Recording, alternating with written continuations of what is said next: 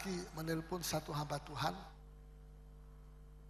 karena dia memberikan SMS sama saya. Dia mau mengadakan KKR di sini dan dia boleh bilang minta restu dulu sebelum mengadakan di sini. Karena ini daerah adalah daerah, bukan daerahnya dia bilang. Ini daerah yang lain lagi. Tapi saya tidak sempat menerima itu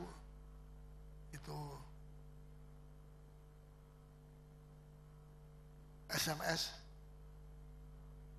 Setelah beberapa waktu baru dibaca oleh istri saya. Jadi kami telepon kembali. Ternyata saudara kita ini masih ada di sini. Dalam rangka mau pulang ke tempat asalnya. Saya bilang shalom. Tapi sana jadi grogi karena dia tidak pernah mau mengatakan shalom katanya. Jadi katanya lain, bukan shalom. Saya masih tidak ingat itu. Saya masih lupa. Saya bilang lagi, shalom. Shalom itu artinya damai. Saudara ya. Ya. Agak lucu memang. Macam-macam kita mesti hati-hati. Sekarang ini shalom itu kan artinya damai sejahtera. Kalau kita tidak boleh ngomong shalom ya suruh ngomong apa? Perang. Perang terus, perang saudara. Ini tidak baik kalau perang saudara. Kalau perang lawan musuh baik. Ya. Jadi sudah, kita tidak usah tersandung dengan hal-hal seperti itu. Karena akhir zaman macam-macam Injil yang sama kata Rasul Paulus. Ada banyak orang memberitakan Injil yang sama. Tapi rohnya tidak sama. Di dalam Galati itu. Kalau tidak salah. Galati atau 2 Korintus. Ya. Rohnya tidak sama. Yesusnya sama. Yesusnya kita sama. Mati disalib. Tapi rohnya ini roh lain. Ya, roh berdebat. Roh bantah-bantahan, berbantah-bantah. Roh menghakimi. Sampai dalam khotbah juga menghakimi. Dalam doa menghakimi. Ya, hamba Tuhan dengan hamba Tuhan menghakimi. Bible bilang memang pada akhir zaman nanti hamba dengan hamba itu perang nanti. Mereka pukul-pukulan. Kata Injil Matius, pukul-pukulan. Tidak nyana, tidak menduga bahwa hamba-hamba itu, hamba-hamba Tuhan ini masih suka pukul-pukulan. Ya. Jadi marilah kita perlu pengajaran yang benar supaya kita ini tahu persis di mana kita berdiri sekarang, di mana kita berada sekarang. Saya bersyukur kalau dalam pemahaman Alkitab ini makin lama makin banyak, makin penuh. Ya, makin penuh. Banyak yang terlambat juga mungkin. Ya. Ini kesempatan untuk kita, sebab saya nanti mau bicara sedikit tentang antikris. Angka 666 itu sudah muncul sekarang. Salah satu bank di Indonesia sudah pakai chip 666. Dipasang katanya demi kesehatan. Ya, tapi Alkitab bilang terus terang. Itu chipnya dari antikris. Di tangan atau di dahi. Saudara. Dan Alkitab mengatakan, nanti kita baca semua. Orang yang tidak diangkat waktu Yesus datang kedua kali, tidak terangkat, dia tetap tinggal di bumi. Dia masuk zaman antikris. Bumi ini dikuasai oleh antikris. Dan dia menguasai mulai dari ekonomi global. Sebab ekonomi itu kekuatannya dahsyat. Ya, ekonomi itu untuk makan. Kalau saudara tidak dikasih makan, bisa hidup. Gara-gara makan ini, kalau kamu tidak mau pakai chip itu, kamu tidak boleh beli apa-apa, tidak bisa beli, tidak bisa dagang, tidak bisa bisnis. Bayangkan itu sama saja seperti saudara dipanggang atau dibiarkan mati apa? Mati sendiri, mati pelan-pelan, bukan mati ayang, mati pelan-pelan mati sendiri dia. Sengsara. Zaman yang paling sengsara itu ada zaman Antikris. Ya, saudara. Nanti saya akan jelasin bagaimana penderitaan zaman Antikris. Lebih baik kita diangkat Tuhan naik ke padang gurun 3,5 tahun, dipisahkan dari bumi, daripada kita ketinggalan di bumi, masuk zaman 3,5 tahun diperintah oleh Antikris. Mati, saudara, di situ kita mati betul-betul. Rohani kita dan semua kita akan hidup di dalam penderitaan yang dahsyat. Ya, tapi saya mau jelaskan mulai sekarang. Kedua, sedikit saya mau umumkan, saya sudah umumkan pada hari Minggu. Nanti pada hari Minggu saya akan memberikan kesaksian tentang KKR di Bali. Baik kebaktian pertama jam 7 pagi, kebaktian kedua setengah 10 pagi, dan kebaktian ketiga jam 4 sore. Dan kebaktian keempat saya akan berikan kesaksian juga. Ya, sebab ada banyak suara bilang, kenapa kebaktian keempat kok tidak dikasih? Saya waktu itu masih jarang datang kebaktian keempat. Dan satu waktu saya datang, mereka yang sambut sini bilang, wah, ini dia, mesti begini katanya. Mesti adil katanya. Ya, dikira kalau saya tidak datang minggu malam, saya tidak adil. Saya mau adil. Cuma kekuatan dari Tuhan saya perlu juga. Apa saudara mau doakan?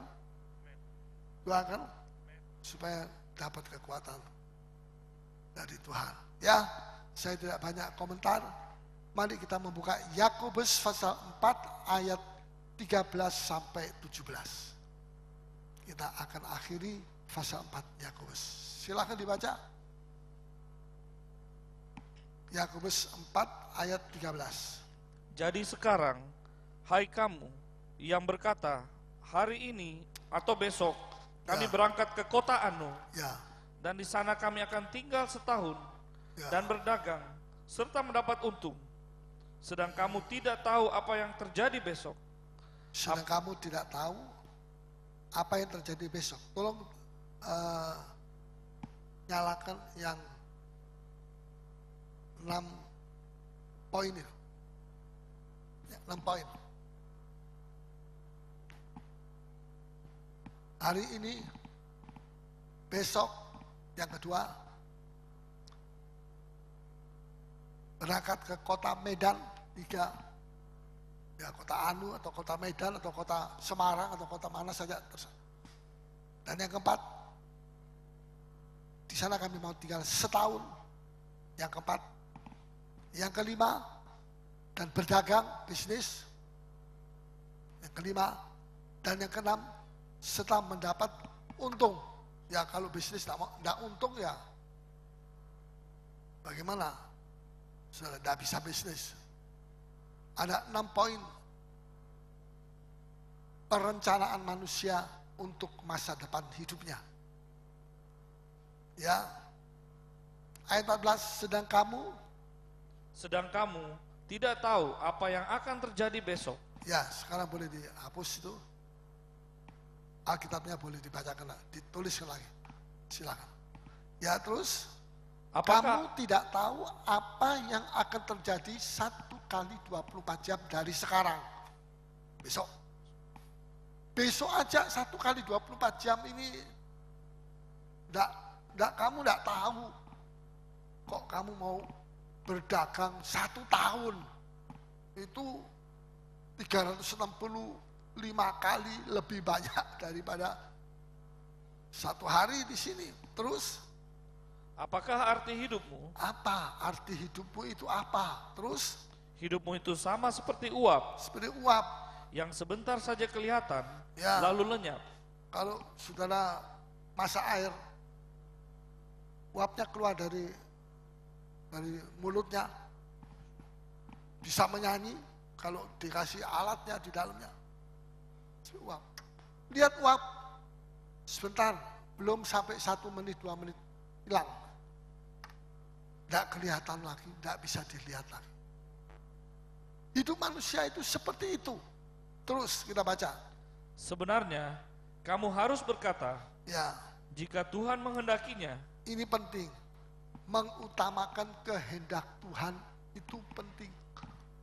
Karena kehendak Tuhan itu mengatur hidup kita. Tanpa kehendak Tuhan, kita hidup tidak tahu kemana. Kita gelantungan seperti di atas, tidak mengerti kita mau kemana tujuan hidup kita. Kehendak Allah itu mengatur. Tanpa kehendak Tuhan dalam hidup kita itu tidak ada artinya. Kayak uap habis. Ya, tidak ada artinya berarti tidak ada gunanya. Hidup itu sia-sia. Seperti uap. Tapi dengan kehendak Tuhan yang kita perhatikan dalam hidup kita, hidup kita akan diberi makna, diberikan arti. Terus, jika Tuhan menghendakinya, ya, kami akan hidup dan berbuat ini dan itu. Ya, terus. Tetapi sekarang kamu memegahkan diri dalam congkakmu. Kamu memegahkan diri dalam kecongkakanmu, terus dan semua kemegahan yang demikian adalah salah. Salah, itu kemegahan yang salah.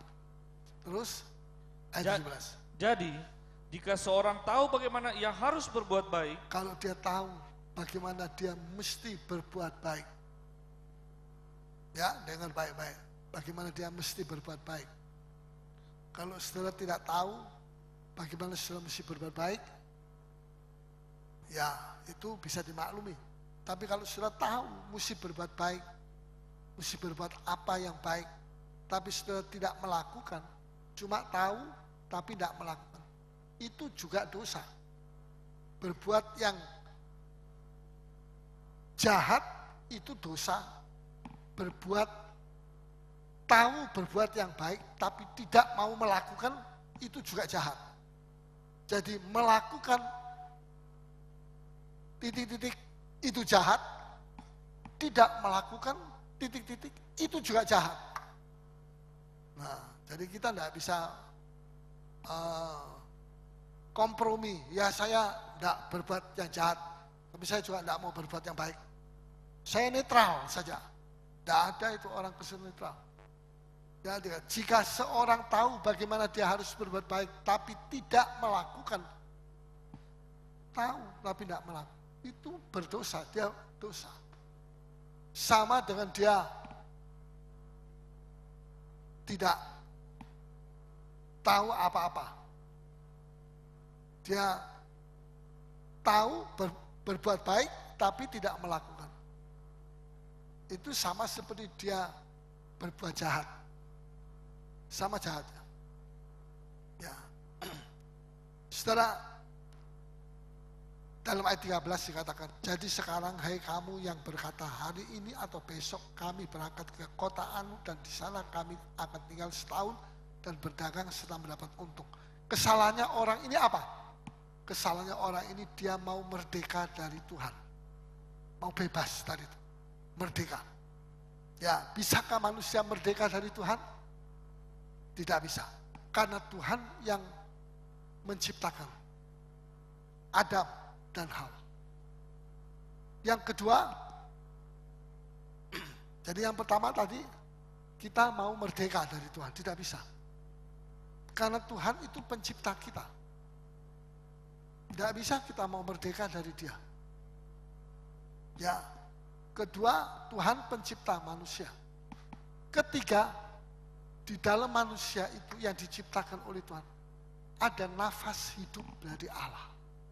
Sebab Adam waktu diciptakan masih mati.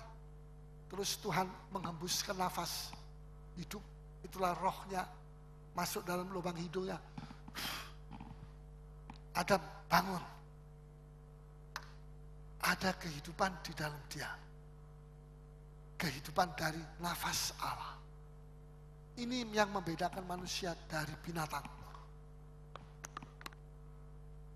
Babi dijadikan oleh Tuhan jadi babi, jadilah babi-babi, jadi babi. Jadilah beruang-beruang, jadi beruang. Jadilah kambing-kambing, jadi kambing.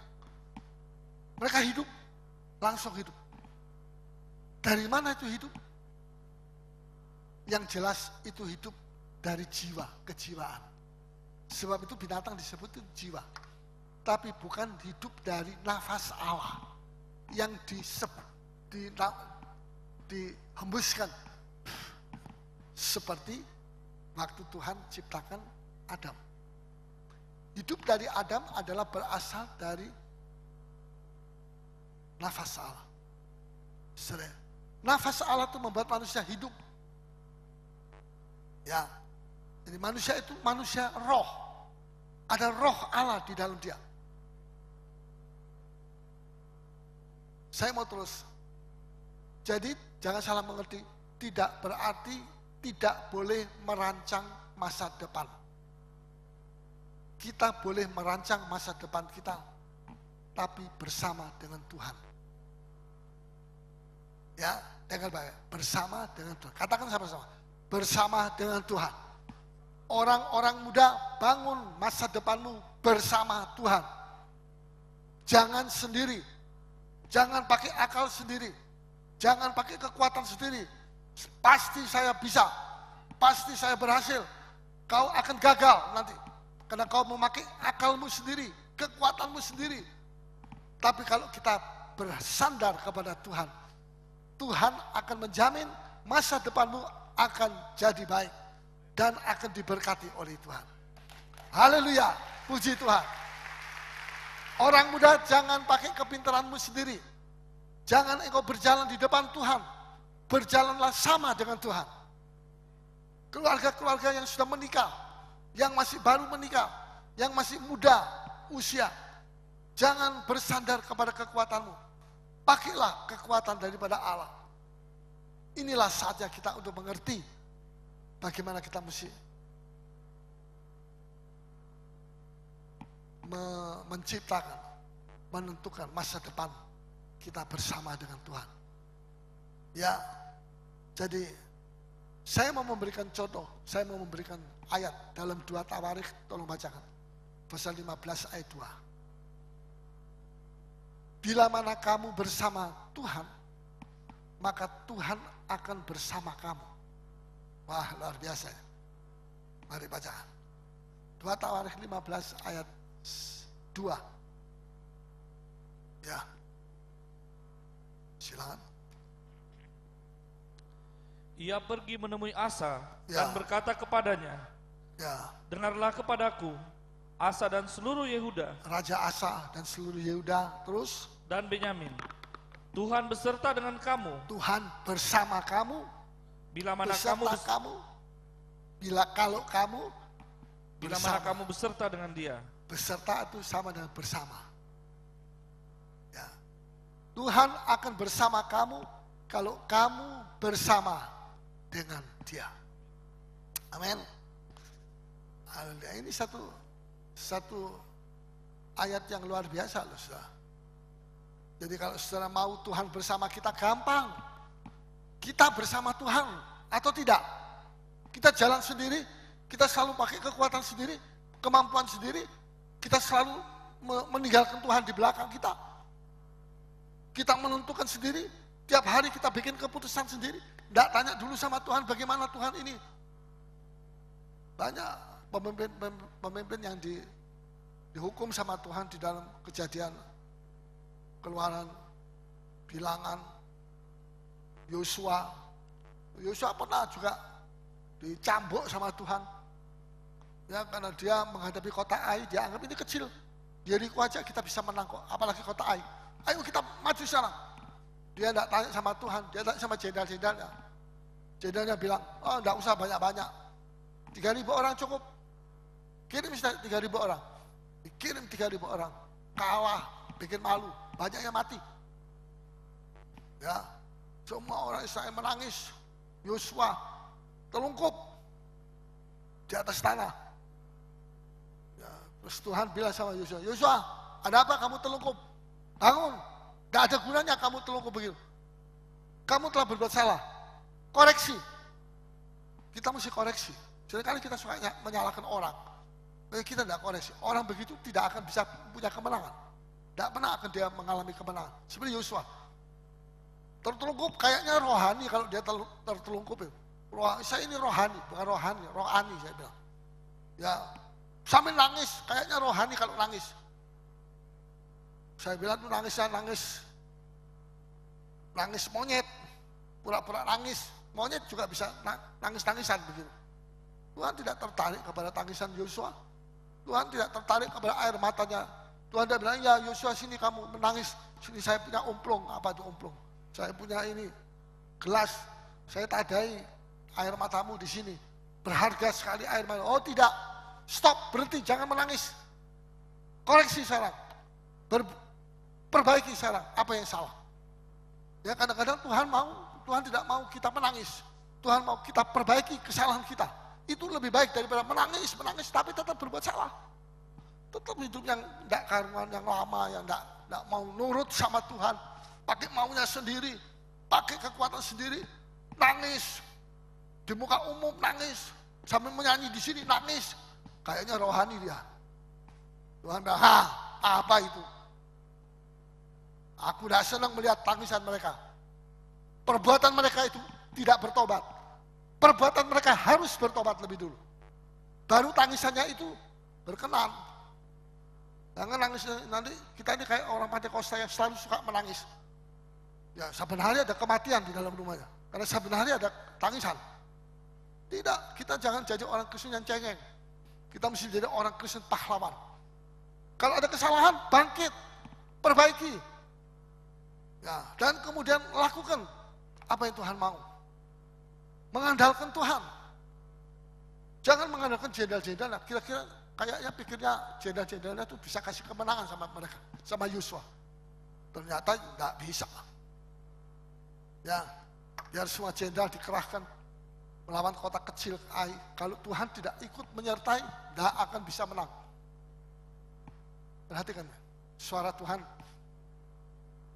tegas. Saya mau lanjut. Bila mana kamu yang kedua meninggalkan. Pasal 15 tadi ayat yang kedua.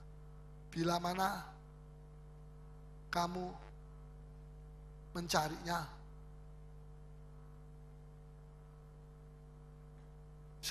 Terus.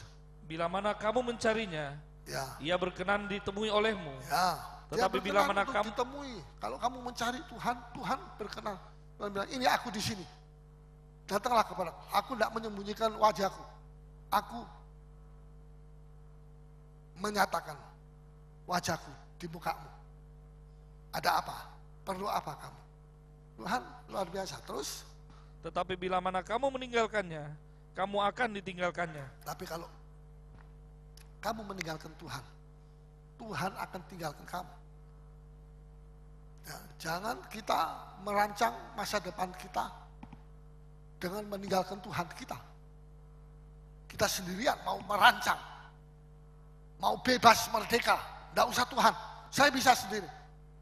Coba aja. Nanti kamu nangis, gulung-gulung. Tuhan kenapa engkau kok tinggalkan? Salahmu sendiri. Kau lebih dulu meninggalkan Tuhan sebelum Tuhan meninggalkan kita. Jadi setelah di sini kita melihat. Ya saya ambil lebih dulu yang 2C. Tetapi bila mana kamu meninggalkannya, meninggalkan Tuhan, kamu akan ditinggalkan Tuhan. Tadi kalau kamu bersama Tuhan, Tuhan akan bersama kamu.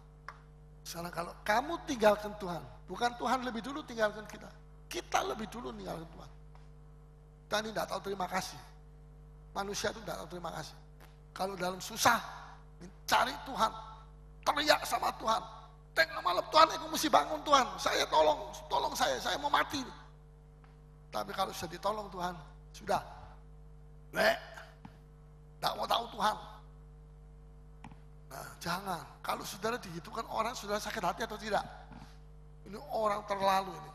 Kalau dia perlu sama saya, tengah malam pun dia datang sama saya. Dia bangunkan saya. Sudah mau mati. Sekarang sudah ditolong, tidak jadi mati, ditolong, tidak jadi bangkrut. Oh. Sekarang ketemu di tengah jalan aja tidak mau khrutan. Itu kebangetan orang begitu. Tapi seringkali kita terhadap Tuhan lebih kejam daripada itu. Ya, lebih kejam. Kita masih bilang pergi ke gereja, tapi kita lebih banyak cari orang pintar yang dukun-dukun itu kayak begitu daripada Tuhan. Kita menyakitkan hati Tuhan. Jangan kita melakukan sebenarnya. Ya, di sini katakan, bila mana kamu meninggalkannya, kamu akan ditinggalkan. Meninggalkan di sini tidak selalu berarti murtad. Murtad itu tinggalkan Tuhan, pindah satu agama lain yang tidak mengakui Yesus sebagai Tuhan dan Juru Selamat. Itu namanya murtad. Tapi kata meninggalkan di sini tidak selalu berarti meninggalkan dalam arti murtad. Dia bilang saya masih percaya Yesus, saya masih pergi gereja, saya masih bergereja, saya masih majelis, anggota majelis, saya masih penatua atau penatua, saya masih melayani Tuhan, ini itu dan sebagainya. Tapi kerjanya tiap hari cari black magic, cari white magic. Kalau tidak ada black, white, kalau ada white, apa? Ya saya suka mau cari apa. Ya, tapi itu semua tidak benar, Tuhan tidak suka. Pakai kekuatan sendiri, masih ngaku ikut Yesus, tapi hidupnya tiap hari pakai kekuatan sendiri, pakai akal sendiri, tidak bersandar kepada Tuhan. Ya, ada orang-orang tertentu yang dia percayai seperti kepada Tuhan. Saudara, kita boleh mempercayai seseorang, tapi jangan kita mempercayai orang-orang tertentu, orang-orang yang bisa kita percayai, seperti kita mempercayai kepada Tuhan. Itu tidak boleh. Ya, artinya kita boleh mempercayai seseorang, tapi tidak seperti kita mempercayai kepada Tuhan. Bisa mengerti? Kalau tidak mengerti saya ulangi. Ya, jadi saudara bisa, orang itu bisa dokter, bisa nggak mempercayai dia lebih dari Tuhan. Omongannya apa saja, wah saudara lakukan. Tapi saudara tidak mendengarkan perkataan Tuhan seperti kepada dokter ini. Saudara sama Tuhan dengan firman Tuhan ya mana saja. Ngantuk-ngantuk juga boleh. Tapi kalau sama dokter ini, wah, pergi dokter tidak dosa. Tapi jangan kita mempercayai seseorang seperti kita mempercayai kepada Tuhan. Bisa mengerti? Ya kalau tidak mengerti saya mesti bahasa Prancis, Buncis. Dan ini penting sekali, Ya, penting sekali. Ya, bila kamu mencarinya, ia berkenan ditemui olehmu. Di sini kita lihat yang ketiga, kalau kita mencari Tuhan, ia berkenan ditemui. Dia bilang, Paulus, aku berkenan untuk ditemui oleh Engkau. Inilah aku. Dia tidak sembunyi, dia menyatakan diri. Nah, detik ini pun Tuhan dapat ditemui. Dia ada di sini. Ya, pendeta Korea Yong Hee-cho, waktu dia masih belum sakit, anggotanya katanya 600.000. Anggota-anggota itu ada yang kepingin ketemu sama dia. Maklum, dia bukan seorang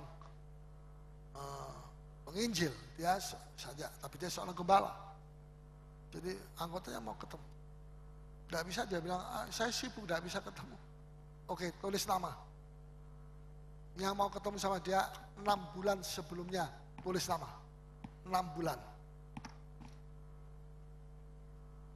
Ya, setelah 6 bulan baru ketemu. Tuhan tidak perlu menunggu, kita menunggu sampai 6 bulan. Tuhan tidak bilang, Paulus, kamu mau ketemu sama saya? Boleh, 6 bulan lagi. Ya, ini Paulusnya Setelah mati, nanti belum ketemu sama Tuhan, sudah mati duluan. Kita bersyukur bahwa Tuhan tidak seperti manusia. Dia menunggu, lebih populer orang itu lebih lama mau ketemunya. Tidak bisa langsung ketemu, begitu tidak bisa. Ya, tapi Tuhan bersedia untuk ketemu. Saudara mau ketemu sama dia, dia bilang, inilah aku, disinilah aku bersedia ketemu dengan engkau. Luar biasa. Ya, dalam Injil Lukas pasal 15, kita lihat pada waktu anak terhilang itu pulang, bagaimana sikap reaksi daripada bapaknya? Apa dia sembunyi? Apa dia lari ke hutan supaya tidak ketemu sama anaknya ini? Ya. Lukas 15 ayat 20. Mari kita baca.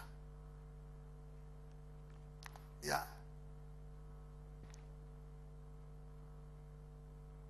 Lima 15-20. Silakan. Maka bangkitlah ia dan pergi kepada bapaknya. Terus ketika ia masih jauh, ya, ayahnya telah melihatnya. Lalu tergeraklah hatinya oleh belas kasihan. Dia bilang, oh itu anak mursal, anak yang kurang ajar, anak yang tidak tahu diri itu. Tidak usah ketemu sama saya tidak mau ketemu sama dia. Ya, enggak, tapi dia jatuh hatinya oleh belas kasihan. Terus ayahnya itu berlari mendapatkan anak bungsu ini, lalu merangkul dan mencium dia. Luar biasa. Sudah mau punya bapak seperti ini? Kok diam semua ya? Mau punya bapak seperti ini? Mau. Andai kata sikapnya bapak itu lain. Saya mau bacakan ya. Saya baca juga. Baca baik-baik. Dalam ayat 20b tadi, ayahnya, mulai dari tengah-tengah, ayahnya itu berlari menjauhkan diri, bukan mendapatkan di sini, menjauhkan diri, lalu menghilang, bukan merangkul, di sini merangkul, menghilang, dan mengutuki, bukan mencium, di sini disebut mencium, mengutuki dia dari kejauhan. Gimana kira-kira kalau begitu? Saya ulang ya. Mestinya ayahnya itu berlari mendapatkan dia. Tapi sekarang ayahnya itu ketika melihat itu anaknya kembali, dia berlari menjauhi dia. Bukan mendekati, menjauhi dia. Lalu menghilang. Bukan merangkul, di sini merangkul, nangis. Tapi bapak itu menghilang. Dan mengutuki dia dari tempat kejauhan. Itu berarti dia tidak mau terima anak itu. Ya, dia buang itu anak. Sejelek apapun anaknya ini, kalau dia mau kembali, ia tidak ditolak. Kalau dia mau kembali, dia tidak ditolak. Kalau bapak yang jahat tidak menolak, merangkul, tidak lari menjauh, tapi mendekat ya. Apalagi bapak di sorga yang penuh dengan kasih sayang. Dia tidak pernah menolak Anda. Kasih sayang mau kasih tahu. Jangan ada yang berkata dalam hati, saya ini, apa Tuhan masih mau menerima saya? Saya ini orang sudah berdosa, luar biasa, jahat, janji berapa kali sama Tuhan, tidak pernah dipenuhi. Ya, saya malu ketemu sama Tuhan. Tidak, Tuhan tidak malu. Sejelek apapun anak itu, kalau dia masih mau kembali, dia masih diterima, tidak ditolak. Sekarang banyak anak yang tinggal di rumah tapi tertolak. Banyak anak yang pergi ke sekolah tapi tertolak di sekolah. di gereja, tertolak di gereja. Tapi sebetulnya Tuhan tidak menolak kita. Ya, Tuhan menyambut Anda. Tuhan senang kalau Anda datang. Kalau Anda diberkati malam ini oleh firman Tuhan, bawa jiwa nanti hari Jumat yang akan datang. Supaya jangan saudara yang diberkati oleh Tuhan. Teman-teman saudara yang lain juga diberkati oleh Tuhan. Supaya saudara juga boleh sama-sama diberkati oleh Tuhan. Saudara boleh memberkati orang lain juga. Ini saatnya kita untuk lebih sungguh-sungguh. Perhatikan, sebelum anak ini kembali secara fisik ya, secara tubuh, sebelum dia kembali kepada orang tuanya, bapaknya, di dalam hati bapaknya sudah kembali duluan kepada dia. Dengar baik-baik. Sebelum anaknya ini kembali secara fisik, secara tubuh kembali kepada rumah bapak, bapaknya, hati bapak sudah kembali kepada anaknya. Buktinya apa? Tadi dikatakan dalam ayat yang ke-20b, lalu tergeraklah hatinya oleh belas. Apa itu belas kasih? Hatinya belas kasih. Hatinya bapak itu belas kasih. Itu berarti bapak itu sudah kembali kepada anak itu, walaupun anak itu belum kembali secara fisik, tapi bapak itu sudah kembali. Hatinya bapak itu yang kembali. Belas kasihan. Belas kasihan dari Tuhan ada di sini. Selanjutnya, sekarang kita mau baca lagi sekali, 6 langkah tadi. Ada 6 langkah yang mau dilakukan oleh orang itu dalam Yakobus pasal yang ke berapa?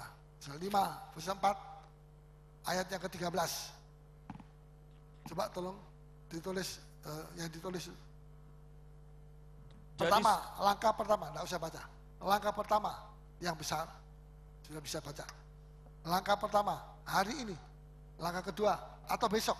Langkah ketiga, mau pergi ke Medan, atau pergi ke kota Jakarta, atau ke kota Anu, mau kerja di sana, cari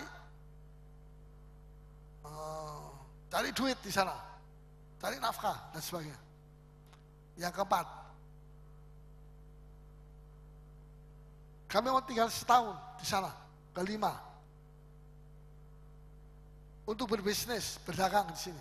Keenam, untuk mendapat untung. Haleluya. 6 langkah. Ini sama dengan kalau diperbesar jadi 6.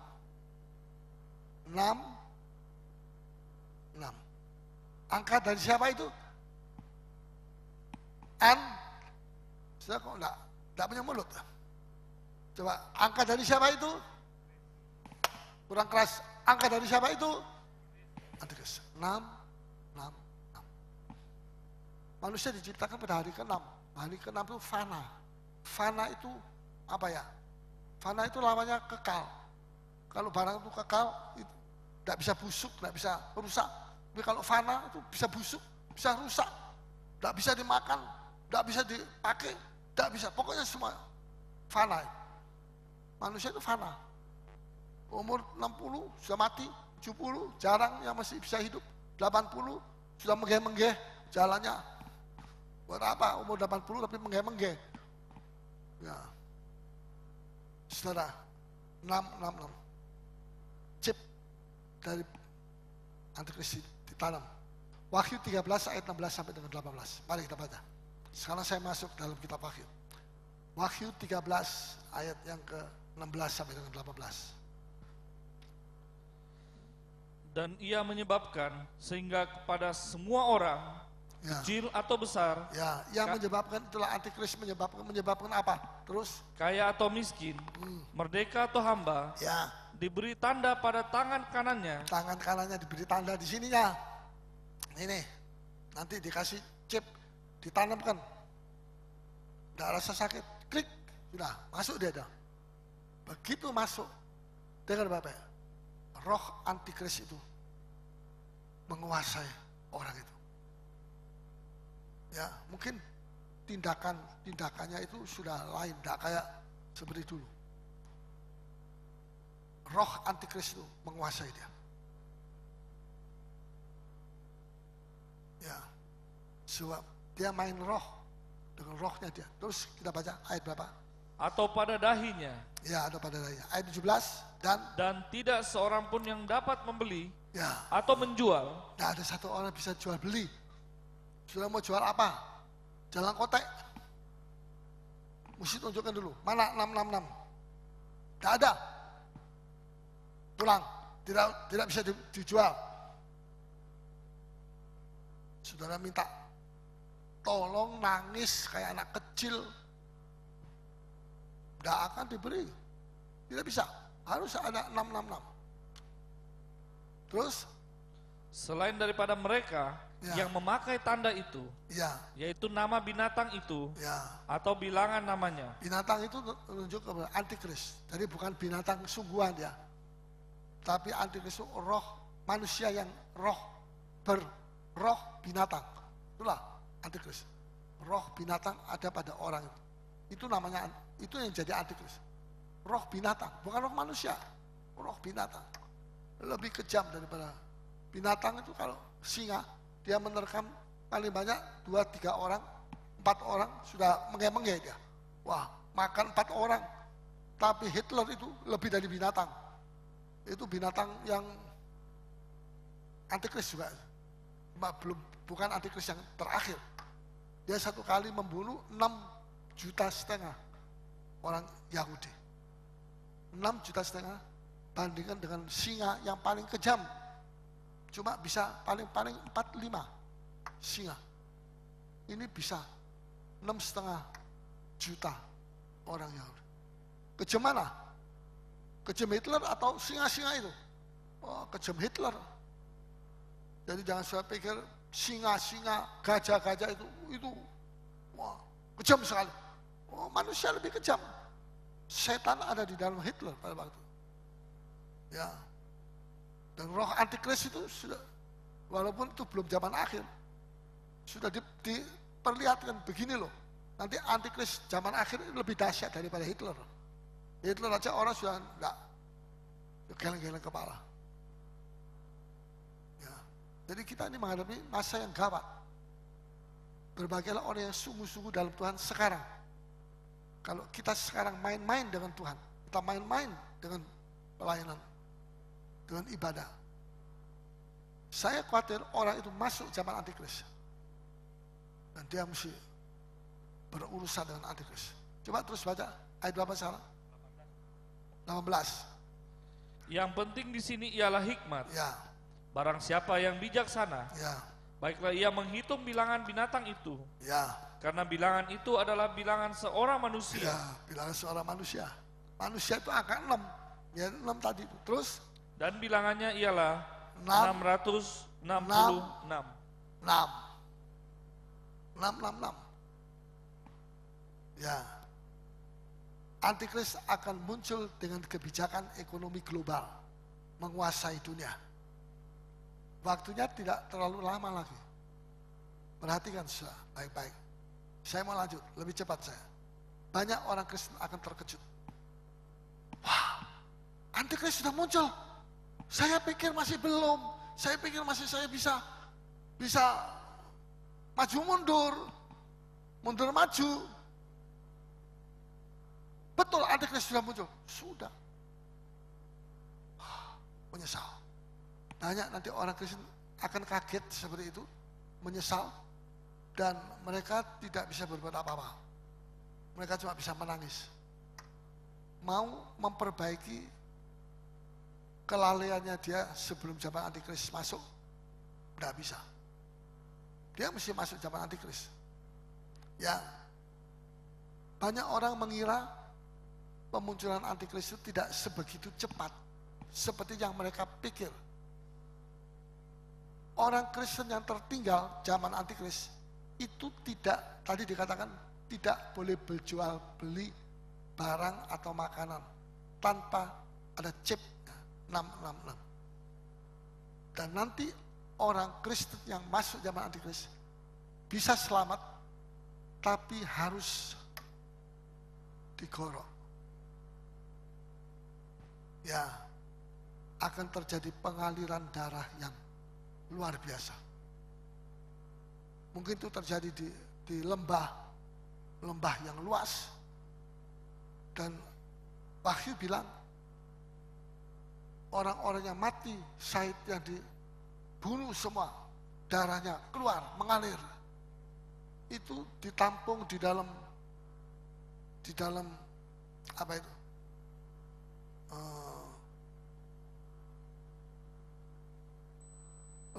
Lawannya bukit, apa? Lembah, ditampung dalam lembah, kemudian diukur tingginya darah manusia itu yang ditampung. Itu setinggi kang di mulut kuda. Kalau kudanya setinggi begini, dia punya kepala segini, kangnya di sini, mulutnya, kira-kira 1 meter lebih. Itu darah semua, sepanjang, selebar lembah itu. Itu berarti begitu berapa banyak manusia yang mati. Kita tidak tahu. Setinggi kang di mulut kuda. Itu darah dari orang-orang percaya yang mau selamat. Mesti menebus dengan darah. Sekarang kita selamat tidak usah menebus dengan darah kita. Kita percaya kepada Yesus, darah Yesus buat kita menebus kita selamat. Amin. Tapi nanti tidak bisa. Sudah bilang, darah Yesus menebus saya. Enggak. Saya menghargai kalau kamu menghargai darah Yesus, kamu tidak ada di sini sana. Tidak ada di zaman antikris ini, kata antikris. Kamu tidak menghargai darahnya Yesus, makanya kamu sekarang ada di zaman antikris. Saya yang kuasa atas kamu.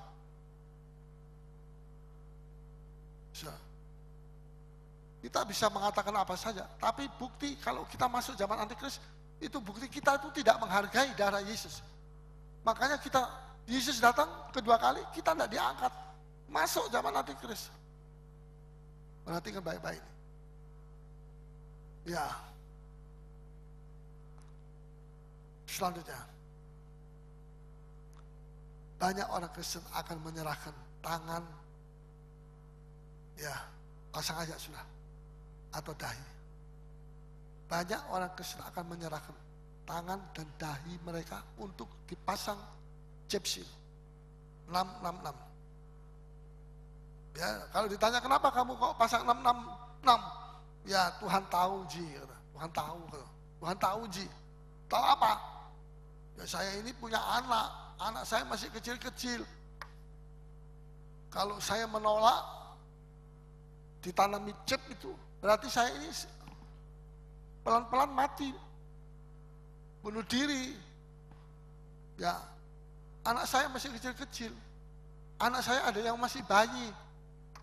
Kalau susunya sudah habis, mau beli susu, mana chipnya? Di scan, kok tidak ada chipnya, tidak ada angka 66, tidak bisa beli apa-apa di sini. Pulang aja. Saya keliling kota mana saja, keliling dunia mau beli susu buat anak saya, tidak bisa.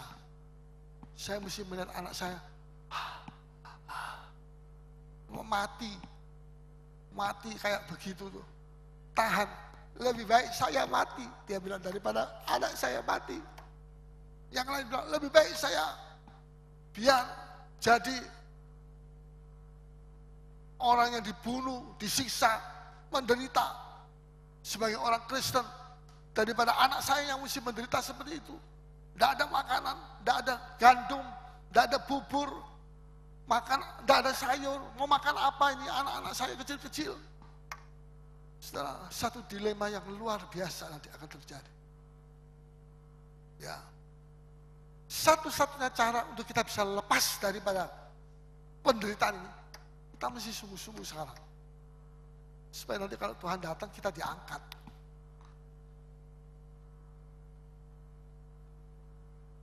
Ya, orang tua, mereka bilang, kalau saya tidak makan tidak apa-apa, saya lapar, saya masih tahan. Tapi kasihan anak saya ini nangis terus. Bagaimana? Satu dilema. Ya, Alkitab bilang penderitaan yang terjadi pada zaman antikris 3,5 tahun. Cuma 3,5 tahun saja. Tapi penderitaannya itu dahsyat sekali. Nggak lama, tapi dahsyat. Penderitaan 3,5 tahun itu adalah penderitaan satu-satunya yang pernah terjadi. Yang dulu belum pernah terjadi. Dan yang akan datang tidak akan pernah terjadi lagi seperti itu. Bayangkan, ini satu-satunya penderitaan yang tidak ada duanya. Tidak pernah terjadi sebelumnya. Sejak dunia ada. Dan tidak pernah akan terjadi yang akan datang. Wah. Saudara, kita ini. Saya tidak bisa ngerti. Kalau saya sudah jelas sampai sejauh ini. Ada orang Kristen dengan firman Tuhan begini. Masih ya maju mundur. Masih suka ya berbuat dosa. Suka berzina. Pergi pelacur. Punya simpenan. Dikira orang tidak tahu, Tuhan tahu. Orang tidak tahu, tidak apa-apa. Orang-orang begitu semua itu orang Kristen. Nanti masuk zaman antikris. Ya, disuruh baptis, tidak mau baptis. Ayo, apa saja sudah lakukan. Tidak mau nurut, tidak mau taat sama Tuhan. Dengan firman Tuhan tidak mau melakukan. Itu semua membuat kita nanti masuk zaman antikris. Tapi kalau kita sungguh-sungguh sama Tuhan sekarang, Tuhan Yesus datang, kita diangkat. Nanti saya akan jelasin ayatnya. Ya. Coba kita baca.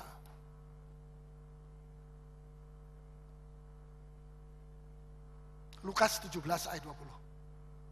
Lukas 17.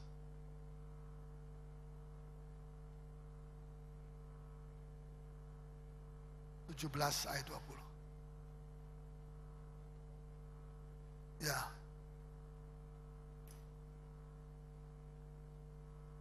Silakan. Ayat 20.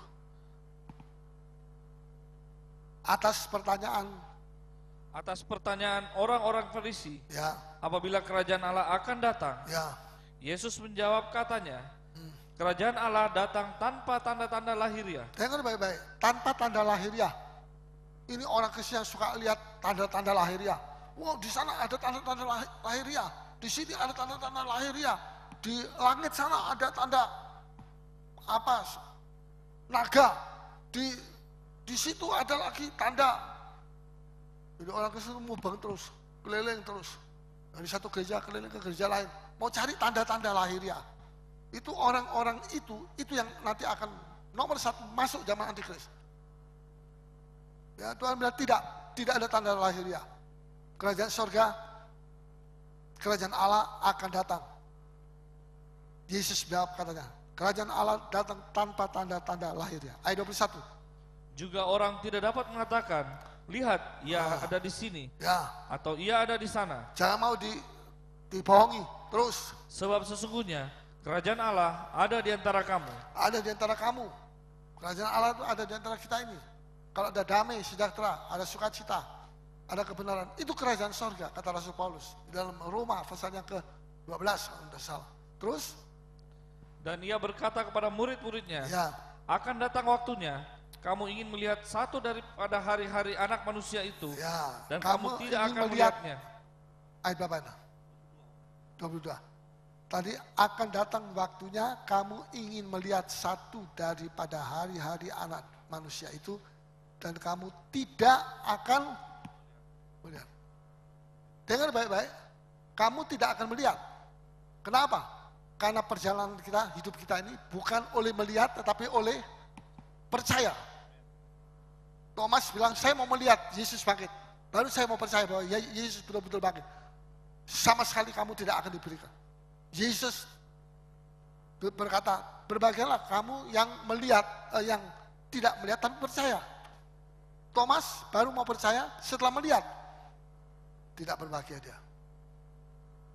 Ya, Jadi ingat, iman kita, gunakan iman kita. Jangan kita selalu saya mau lihat dulu.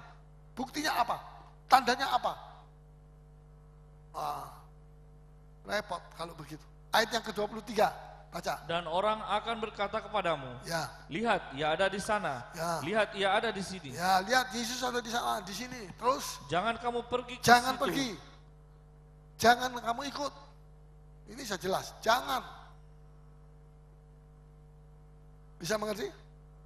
Kalau digandeng, ayo pergi ke sini. Lihat, Yesus ada di sana. Jangan pergi ke situ. Ya, ayat 24. Sebab sama seperti kilat memancar dari ujung langit yang satu ke ujung langit yang lain, demikian pula lah kelak halnya anak manusia pada hari kedatangannya. Ya, ayat 26. Dan sama seperti terjadi pada zaman Nuh, demikian pula lah halnya kelak pada hari-hari anak manusia. Zaman Nabi Nuh, itu persis zaman kita akhir zaman nanti, persis seperti zaman Nabi Nuh. Jadi kalau sudah mau tahu bagaimana zaman kita, baca tuh Kejadian 6, zaman Nabi Nuh. Ya, dan bagaimana kita mesti bersikap nanti pada akhir zaman, baca bagaimana Nabi Nuh bersikap. Dia bersaksi selama 120 tahun. Bersaksi. Sambil dia membangun bait Bahtera, dia bersaksi. Manusia mesti bertobat. Ya, tapi dia diolok-olok sama orang-orang dunia. Dia tidak peduli, dia terus bersaksi, terus. Ayat yang ke-27, mereka makan dan minum, mereka kawin dan dikawinkan. Jadi dunia masih berjalan seperti biasa. Makan, minum, kawin, dikawinkan, terus sampai kepada hari Nuh masuk ke dalam bahtera. Terus lalu datanglah air bah dan membinasakan mereka semua. Ya. Ayat berapa? 28. Terus demikian juga seperti terjadi di zaman Lot. Mereka makan dan minum, mereka membeli dan menjual. Mereka menanam makan, dan membangun. Minum, mereka membeli dan menjual. Terus ayat 31 kita lompat. Barang siapa pada hari itu sedang di peranginan di atas rumah dan barang-barangnya ada di dalam rumah. Siapa yang ada di atas loteng, di rumahnya ada loteng. Orang Yahudi suka bikin loteng. Ya, barang-barangnya ada di bawah rumah, di dalam rumah, di bawah. Jangan turun, terus. Janganlah ia turun untuk mengambilnya. Jangan ia turun ke bawah untuk mengambil. Artinya begini, carilah perkara-perkara yang di atas. Amin. Ada ayatnya, carilah perkara yang di atas. Barang-barangmu semua itu yang ada di bawah, itu perkara-perkara duniawi yang di bawah ini. Jangan kita khawatir soal itu. Jangan kita ribut soal itu. Ini Yesus datang, kita masih ribut soal perkara dunia saja. Makanan, pakaian, apalagi. Itu dalam Matius itu. Ya, itu orang dunia, itu dicari oleh orang dunia. Hidupnya cuma ribut soal makanan, khawatir soal pakaian, soal ini, itu, dan sebagainya. Cuma soal jasmani saja. Ya, ini bukan zamannya lagi. Ini kita mesti serius, sungguh-sungguh, sebab Yesus datang kedua kali. Ya, terus. Dan demikian juga orang yang sedang di ladang. Ya. Janganlah ia kembali. Jangan kembali, artinya mau urus rumah tangganya. Dia ada di ladang, dia kerja. Jangan kembali ke rumah. Seperti mau mengurus rumah tangganya. Nanti Yesus datang, dia masih bilang, aduh saya masih tunggu kursi yang bagus, saya pesen dari Itali, belum datang. Ya, terus apalagi horden saya yang dari Iran itu belum datang juga. Tempat tidur saya yang isi air bisa bergelora dan berapa saja. Ya itu masih saya tunggu dari RRC. Belum datang. Dari Amerika belum datang. Pikirannya duniawi terus. Sedangkan Yesus ini sudah datang. Yesus sudah. Ini masih terus perkara duniawi. Ketinggalan tuh orang. Biarpun dia pendeta. Biarpun dia choir. Biarpun dia WL. Biar dia PL. Atau apa saja LL semua. Jangan sudah kira, saya anggota sangkul, saya akan diangkat sama Tuhan. Saya khawatir banyak anggota sangkul yang tidak diangkat. Ya, saya bilang terus terang, supaya anggota sangkul yang ngantuk-ngantuk ini bangun sana. Jangan kamu pikir bahwa kamu kalau bisa menyanyi sangkul diangkat, belum tentu. Hati-hati. Jangan cepat-cepat kita percaya diri. Jangan, kita mesti percaya kepada Tuhan. Terus, ayat berapa sekarang? 32. Jadi 32 ya, silakan. Ingatlah akan istri Lot. Ini Tuhan bilang suruh ingat sama siapa? Istri Lot. Kenapa istri Lot? Karena dia menoleh karena khawatir akan harta bendanya yang di belakang itu. Dia menoleh. Jangan bilang, saya enggak begitu saya enggak. Nah, dulu, ini istrinya Lot, ini pengalamannya istri Lot, ini mesti jadi pelajaran buat kita. Mesti hati-hati. Ya, dia menoleh karena hatinya masih ada di sana. Dia menoleh karena masih cinta kepada hartanya.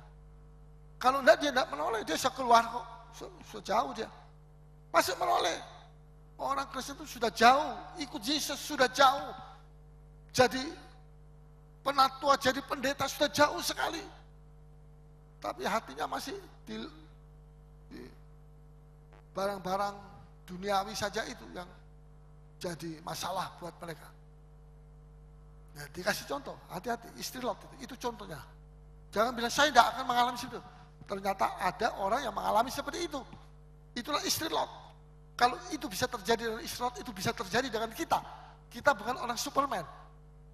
Betul? Kita mesti sungguh sama Tuhan. Terus, ayat berapa salah? Barang siapa berusaha memelihara nyawanya, ya, ia akan kehilangan nyawanya. Ayat 32 belum selesai. Ya. Ingatlah akan istri Lot. Ya. Ayat 32. Tadi pada siapa? Ingatlah akan istri Lot. 32. Nah, saya mau tambahkan. Tuhan peringatkan. Apa yang Tuhan peringatkan? Jangan sekali-kali bersandar kepada manusia. Ini dengar. Jangan bersandar kepada manusia. Istrinya Lot tidak bisa bersandar kepada manusia. Dia mesti bersandar kepada diri sendiri, kepada Tuhan. Tidak bisa bersandar kepada Lot sekalipun, kepada suaminya, Lot. Ya. Walaupun suaminya itu Lot disebut orang benar di dalam Yudas sebelum Wahyu loh. Ya. Dalam 1 Petrus, 2 Petrus juga disebut. Lot itu orang benar. Jadi istri Lot ini istrinya orang benar, sekalipun dia disebut istrinya orang benar, dia tidak selamat, dia binasa. Dia menoleh ke belakang, kemudian itu sulfur, belerang itu, dia mandi belerang, habis dia, jadi tiang garam. Istrinya orang benar ini, tidak selamat. Bagaimana? Apalagi istrinya orang berdosa. Hati-hati, supaya jangan segala pikiran kita yang aman, pokoknya aman, saya ini aman, jangan pakai pikiran aman-aman itu. Juga saya tidak bermaksud untuk supaya kita takut, ketakutan, kita khawatir, tidak usah. Tapi kalau saudara sungguh-sungguh dalam Tuhan, saudara akan aman di dalam Yesus Kristus. Saudara tidak perlu takut, karena Tuhan menyertai saudara. Dan kita disertai dengan Tuhan sampai selama-lamanya.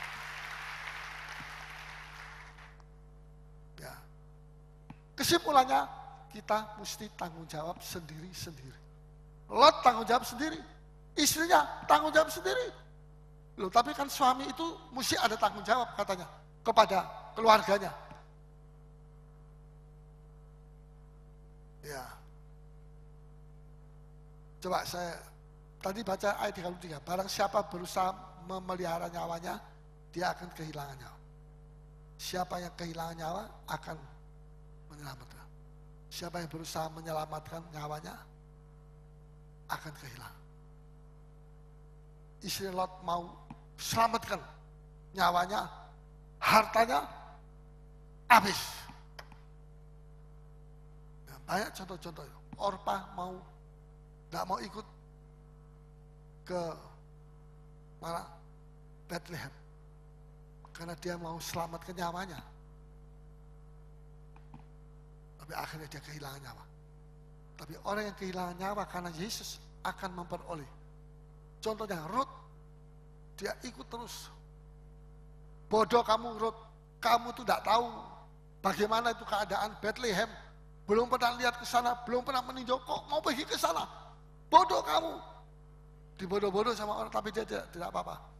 Tetap saya maju. Biar saya kehilangan nyawa karena Tuhan dari bangsa Yahudi. Saya rela. Ternyata dia tidak kehilangan nyawa, tapi dia jadi istri orang yang terkaya di Bethlehem. Kalau kita selalu takut, ikut Tuhan takut nanti bagaimana? Nyawa saya bagaimana? Dia akan kehilangan nyawanya. Kita jangan takut. Kalau kita mau kehilangan nyawa karena dosa, jangan. Kita tolak itu dosa. Tapi kalau karena Kristus, kita kehilangan nyawa, silakan. Tuhan akan ganti kita dengan nyawa yang luar biasa. Hidup yang baru di dalam Kristus ada di dalam kita. Ya. Esther, Daniel, semua itu kehilangan nyawa, tapi dia memperoleh. Ya. Jadi sedikit saya mau tambahkan. Tidak berarti bahwa suami itu tidak punya tanggung jawab atas keluarga. Suami punya tanggung jawab atas keluarga. Tapi sampai kepada batas tertentu. Lewat selebihnya dari batas itu tergantung kesungguhan masing-masing istri, kesungguhan suami, kesungguhan anak yang sudah dewasa, kesungguhan orang tua, tergantung ketabahan kita masing-masing, tergantung ketekunan kita, ya, tergantung iman kita, tergantung ketaatan kita kepada firman Tuhan, tergantung kesetiaan kita masing-masing. Kita tidak bisa berkata, saya mau pinjam suami saya punya iman. Ya, saya mau pinjam iman suami saya itu, pinjam sebentar. Boleh Pak, saya pinjam imanmu sebentar atau kesetiaanmu sebentar. Tidak bisa main pinjam, tidak bisa. Kalau suaminya setia sungguh, istri tidak, istri ditinggal. Kalau istri sungguh-sungguh setia, suami tidak setia, suami ditinggal. Ya. Pasal berapa tadi saya baca? Coba kita baca sekarang. Ayat 34, ini di sini. Sampai 36. Ya. Aku berkata kepadamu, ada dua orang di atas satu tempat tidur. Satu tempat tidur. Ini suami istri, satu tempat tidur. Terus? Yang seorang akan dibawa, ya, dan yang lain akan ditinggalkan. Yang sungguh-sungguh akan dibawa, yang tidak sungguh-sungguh ditinggalkan.